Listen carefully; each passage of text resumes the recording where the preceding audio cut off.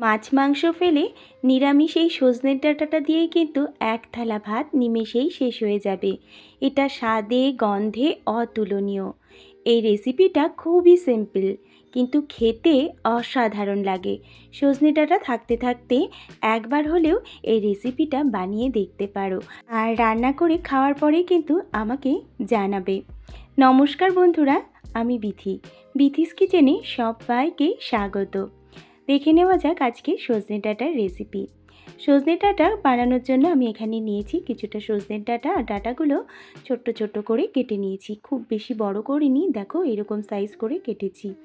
আর নিয়েছি 3টে মিডিয়াম সাইজের সেদ্ধ করে নেওয়া আলুটা সেদ্ধ করে আমি খোসাটা ছাড়িয়ে নিয়েছি। এবার এর মশলা তৈরি করার জন্য একটা মিক্সিং জারের মধ্যে দিয়ে দিচ্ছি 2 টেবিল স্পুন হলুদ সর্ষে, আর দিয়ে দিচ্ছি কিছুটা গোলমরিচ, আর দিয়ে দিচ্ছি 1 টিস্পুন গোটা জিরে। এবার এই মশলাগুলো প্রথমে জল ছাড়া আমি একটু মিক্সিতে গুঁড়ো করে নেব। দেখো মশলাটা খুব সুন্দরভাবে কিন্তু গুঁড়ো হয়ে গেছে। এবার আমি এর মধ্যে দিয়ে দিচ্ছি পরিমাণ মতো কাঁচা লঙ্কা আর আদা, আর দিয়ে দেব দেখো 1 টিস্পুন হলুদ গুঁড়ো, আর দিয়ে দিচ্ছি কালারের জন্য 1 teaspoon Kashmiri red chilli powder. এবার সামান্য একটু জল দিয়ে এগুলোর আবারও মিহি পেস্ট তৈরি করে নেব।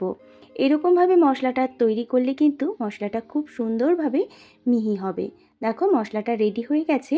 এবার আমি রান্নাটা শুরু করব। তার জন্য কড়াইতে দিয়ে দিলাম পরিমাণ মতো সর্ষের তেল, আর তেলটা খুব ভালো করে গরম করে নিতে হবে।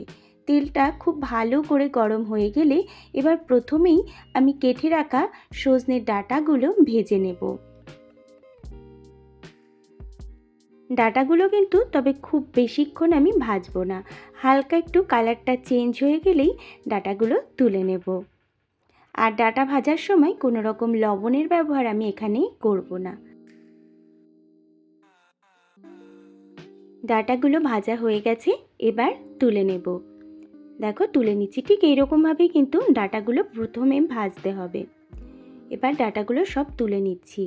কোনো বন্ধু যদি আমার চ্যানেলে নতুন হয়ে থাকো, আমার চ্যানেলটা সাবস্ক্রাইব করে নিয়ে পাশে থাকার অনুরোধ করব। দেখো ডাঁটাগুলো সব তুলে নেওয়া হয়ে গেছে।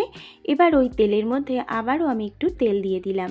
এবার ফোড়নে দিয়ে দিচ্ছি সামান্য একটু কালো জিরেটা খুব ভালো একটা গন্ধ বেরোলেই প্রথমেই আমি এর মধ্যে দিয়ে দেব 2টো কেটে রাখা টমেটো। আর এখানে কিন্তু টমেটোর পরিমাণটা একটু বেশি দিতে হবে। এখানে আমি 2টো মিডিয়াম সাইজের টমেটো নিয়েছিলাম, আর টমেটোগুলো প্রথমে একটু ভেজে নেব। দেখো হালকা একটু ভাজা হলেই এর মধ্যে আমি দিয়ে দিচ্ছি বেটে রাখা মশলার পেস্ট। দেখো মশলাটা এবার টমেটোর সাথে দিয়ে টমেটো আর মশলাটা খুব ভালোভাবে কষিয়ে নেব।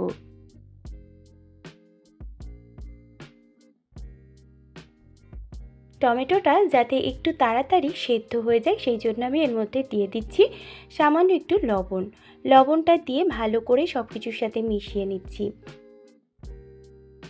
মশলাটা খুব সুন্দরভাবে কষিয়ে নেওয়া হয়ে গেছে। এবার আমি এর মধ্যে দিয়ে দিচ্ছি সেদ্ধ করে রাখা আলুগুলো দেখো আমি হাত দিয়ে একটু ভেঙে দিচ্ছি, এরকমভাবে কিন্তু আলুটা দিতে হবে।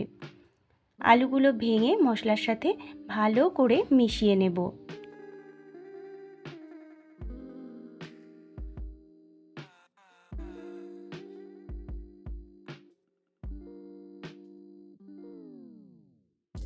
আলুটা মশলার সাথে ভালো করে মিশিয়ে নেওয়া হয়ে গেছে।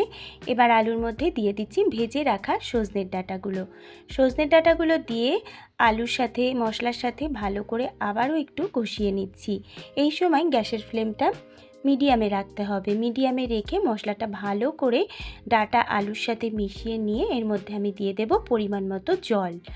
আর এখানে কিন্তু রান্নাটা একটু গ্রেভি হবে, তাই আমি সেই পরিমাণ অনুযায়ী জল দিয়েছি।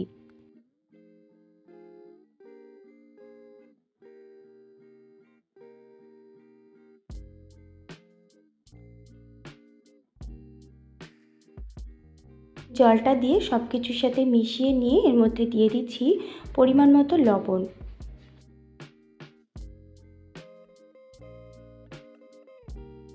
এবার এটা রান্না হতে দেব যতক্ষণ না পর্যন্ত ডাঁটাগুলো ভালোভাবে সেদ্ধ হয়ে যাচ্ছে। এবার ঢাকা দিয়ে এটা আমি 7-8 মিনিটের জন্য ঢেকে রেখে দেবো মিডিয়াম ফ্লেমে। মিডিয়াম ফ্লেমে রেখে দিলে কিন্তু এটা সেদ্ধ হয়ে যাবে।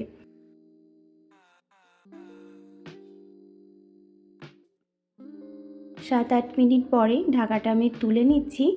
আর দেখো ঝোলটা অনেকটাই শুকিয়ে গেছে আর ডাঁটাগুলোও কিন্তু পারফেক্টভাবে সেদ্ধ হয়ে গেছে। এবার একটু নেড়ে দিচ্ছি। ডাঁটাগুলো কিন্তু খুব সুন্দরভাবে সেদ্ধ হয়ে গেছে। এবার সবশেষে আমি টেস্টটাকে ব্যালেন্স করার জন্য, যেহেতু নিরামিষ রান্না, তাই এর মধ্যে দিয়ে দিচ্ছি সামান্য একটু চিনি। চিনিটা তোমরা নাও দিতে পারো। চিনিটা দিয়ে এবার ঝোলের সাথে ভালো করে মিশিয়ে দিচ্ছি। এবার আরও আমি কিছুক্ষণ ফুটিয়ে নেব।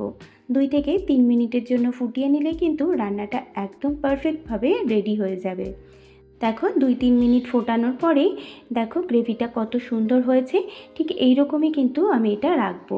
এর থেকে আর বেশি শুকনো করব না, আবার বেশি ঝোলও রাখবো না। তাই এই অবস্থায় আমি গ্যাসের ফ্লেমটা অফ করে দেব।